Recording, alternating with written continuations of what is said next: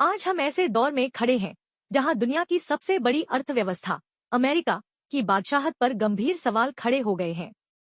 दशकों से डॉलर को वैश्विक मुद्रा के रूप में स्वीकार किया जाता रहा है, लेकिन हाल की घटनाएं यह दिखा रही हैं कि अमेरिकी साम्राज्य की नींव अब हिल रही है। सबसे पहले ध्यान दीजिए उन अरबपतियों और दिग्गज निवेशकों पर जिनकी बात को दुनिया अनसुना नहीं कर सकती। अमेज़न के संस्थापक जेफ बेजोस ने हाल ही में अरबों डॉलर के अमेज़न शेयर बेच डाले। यह कोई सामान्य फाइनेंशियल प्लानिंग नहीं, बल्कि एक एग्जिट स्ट्रैटेजी कही जा सकती है। बेजोस और अमेरिकी नीतियों के बीच पहले भी टकराव रहे हैं और उनका यह कदम बताता है कि उन्हें अमेरिकी अर्थव्यवस्था की स्थिरता पर भरोसा नहीं है। दूसरा नाम है वॉरेन बफेट का।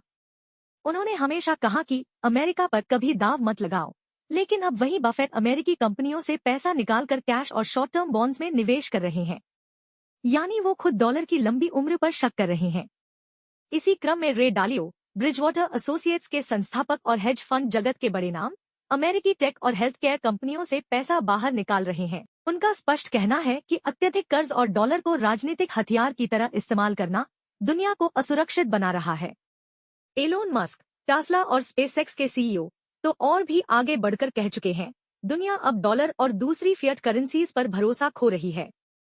टेस्ला अब ऊर्जा, बैटरी, एआई और लिथियम जैसी असली संपत्तियों पर फोकस कर रही है।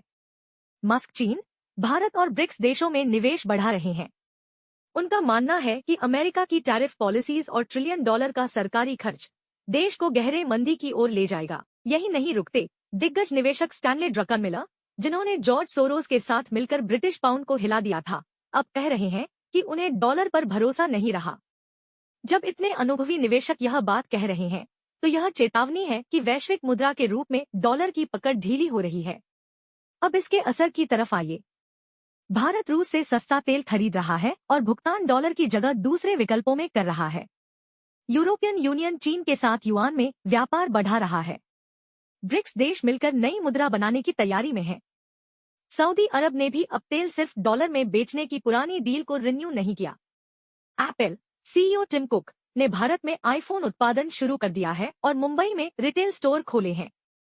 टेस्ला सीईओ एलोन मस्क ने चीन की शंघाई, भारत और इंडोनेशिया में ईवी मैन्युफैक्चरिंग की योजना बनाई है। स्टारबक्स सीईओ लक्ष्मण नरसिंहन ने टाटा के साथ साझेदारी कर भारत में स्टोर खोले और चीन, वियतनाम, फिलीपींस में तेजी से विस्तार किया है। Exxon Mobil CEO Darren Woods Asia के ऊर्जा इंफ्रास्ट्रक्चर में निवेश कर रही है। फाइजर सीईओ एल्बर्ट बोर्ला चीन की कंपनियों के साथ अरबों डॉलर के समझौते कर चुकी है। गोल्डमैन सैक्स सीईओ डेविड सालमन और black rock CEO Larry Fink जैसे वॉल स्ट्रीट दिग्गज भी एशिया में नए दफ्तर खोल रहे हैं। ब्रिक्स की नई मुद्रा, युआन में व्यापार और सऊदी अरब का निर्णय, ये सब मिलकर अमेरिकी साम्राज्य की पकड़ को कमजोर कर रहे हैं। भारत के लिए यह अवसर है। हमारी अर्थव्यवस्था तेजी से बढ़ रही है, विदेशी निवेश आ रहा है और हम दुनिया के सबसे बड़े उपभोक्ता बाजारों में शामिल हैं। आने वाले वर्षों में भारत दुनिया की नई आर्थिक धुरी भी बन सकता है। इसलिए कहा जा सकता है कि अमेरिका का दौर ढल रहा है और भारत का समय लौट रहा है।